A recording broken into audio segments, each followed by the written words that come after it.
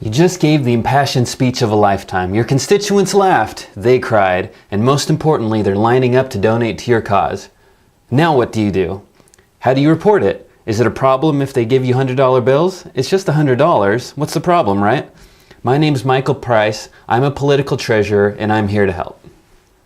The short answer to this question is yes, you might have a problem. Any donations over $99 must be in written or electronic instruments, such as a check or a credit card, or even a wire transfer.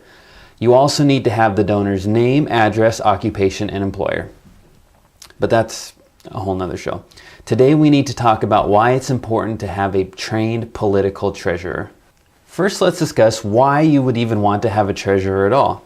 Let's look at the California campaign finance laws. They state, under California's Political Reform Act, a person or organization that receives contributions totaling $1,000 or more in a calendar year to support or oppose state or local candidates or ballot measures qualifies as a recipient committee and must have a treasurer. No contributions may be accepted and no expenditures may be made without a treasurer. Keep in mind that a treasurer is not a figurehead position. They're the ones whose butts are on the line when and if the committee gets audited. So make sure you pick somebody that cares about what the books look like, because somebody else is going to, and that just might be your opposition. Now that we've established that a treasurer is important, let's discuss some of your options. Your first option, and one that you've probably thought of already, is you. You could be the treasurer. That's right. It can, if you're the candidate or you're the controlling officer, it doesn't matter. You can be the treasurer. Another common option is to have a family member or a friend be your treasurer. A third and also common option is to have a CPA or a lawyer do this. Someone that you're familiar with, someone that knows the books. Lastly, and the one that I'm going to push upon you, is that you should have a trained treasurer perform this function. Now, we're going to rate these individuals in 3 different categories. There's the time you will spend in order to perform this function. Make sure that the reporting gets done. There is the cost associated with getting the reporting function done. And there is the knowledge or the likelihood of it being accurate that we also need to look at. So let's look at time. Now, time is going to get a big frowny face here for you because you're going to be the one spending all of the time making sure all of the reporting gets right. And depending on how much you understand about campaign finance law, this could take a little bit of time or a lot of time, but either way, it's going to be your time.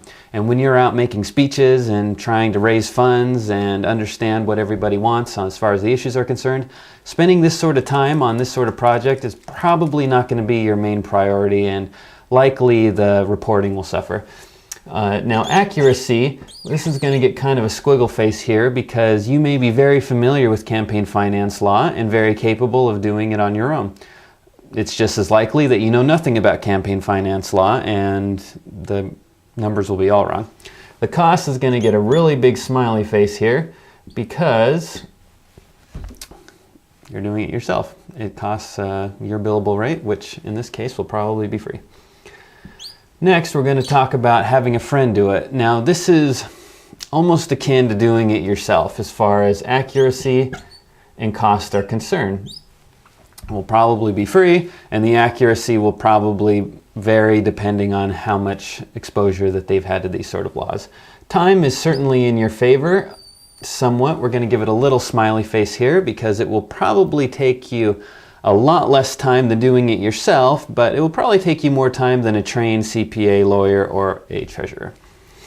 Now let's talk about a CPA or lawyer. Now, the time is definitely going to be on your side. They're more than willing to bill you, so they're going to try to take as much of the work off of your hands as possible.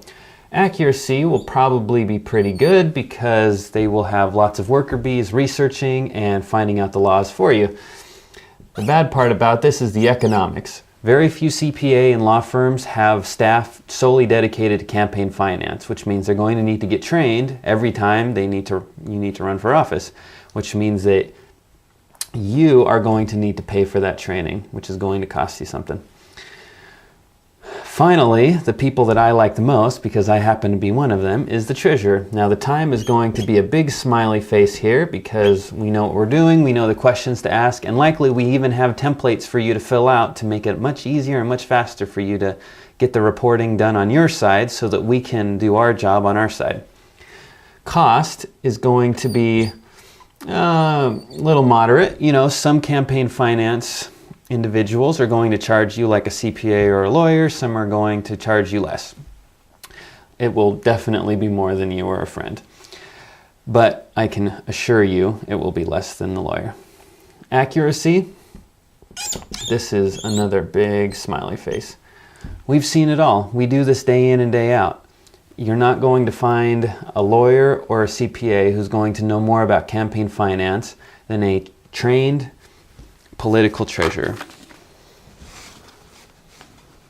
Now I know that it may be tempting for you to do the books yourself or have a friend or a trusted financial advisor do them for you, but let me assure you that you run great risks in doing so. Let's talk about how running a committee at its very basic is. It is a competitive event. There's only going to be one winner, and whoever you're running against is going to be more than willing to use your lack of campaign finance knowledge against you. And even if they don't, there's a likelihood that the FPPC or your governing body are going to find those mistakes for you. Getting audited in campaign finance is not like getting audited by the IRS. You have about a 20% chance of getting audited here, regardless of if you do everything right or wrong. So you need to always plan on being audited, which takes careful understanding of the laws as well as being able to do the reports correctly. So why hire a political treasurer? Forget about the economic sense that it makes and the time savings that it will give you. Let's focus on your goal. You're in this race to win. And at FrontRunner Campaign Finance, that's what we do. Thank you for watching my video. I sure hope that it was useful. If it was, please make sure to let me know. If it wasn't, let me know. If you have any more questions or you want to submit future episodes, head on over to my website, frontrunnercf.com. You can also inquire about retaining me as your political treasurer.